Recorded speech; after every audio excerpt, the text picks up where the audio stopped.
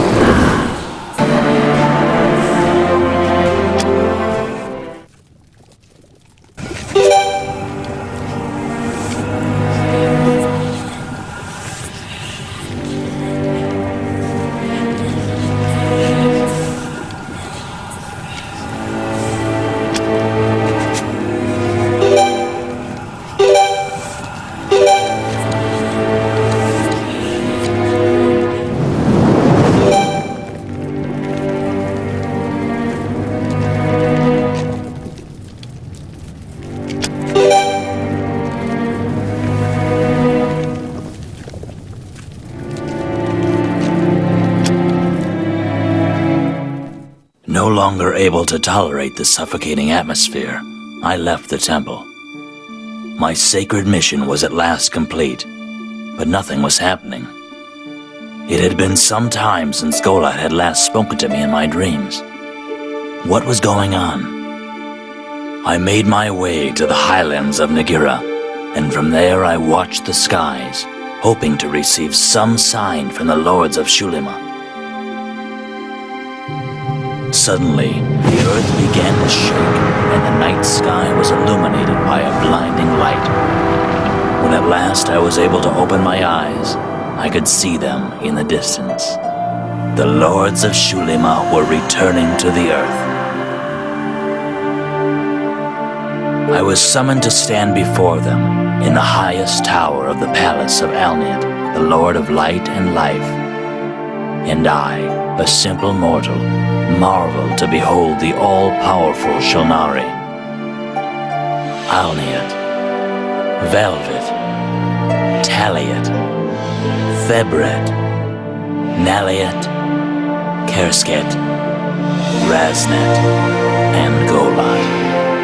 As they, in turn, observed me, Golad began to speak.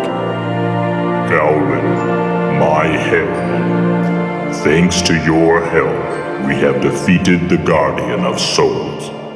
He now lies imprisoned in the twilight of Numbria. Receive now the gifts of the Xulnari, and by our glory, you shall be immortal. But your destiny is tied to Xulima, and your place is here with us. Rest now, my herald, while we liberate Rodinia from its ruin. You are free to go where you wish, but you must not journey to the twilight of Numbria, where the vile Yule will pay for his acts. For all eternity. At last, I was able to rest, comforted that I no longer needed to worry about the fate of Rodinia. For a time, I lived side by side with those powerful lords, and in their glory, my own strength increased until I had obtained the power of a demigod. Then my heart slowly began to burn with a building desire for vengeance. I longed to face the Guardian of Souls, though it was the one thing the Xulnari had prohibited. And so I went to Numbria, to Yule's palace, the Twilight. And there, in its darkest depths, I found the great enemy of the world, chained and humiliated. You, traitor to brothers, executioner of humanity, how dare you open your eyes, dog of the gods? The end of your race is spelled out in the new order that the lords you love so much have established in the world.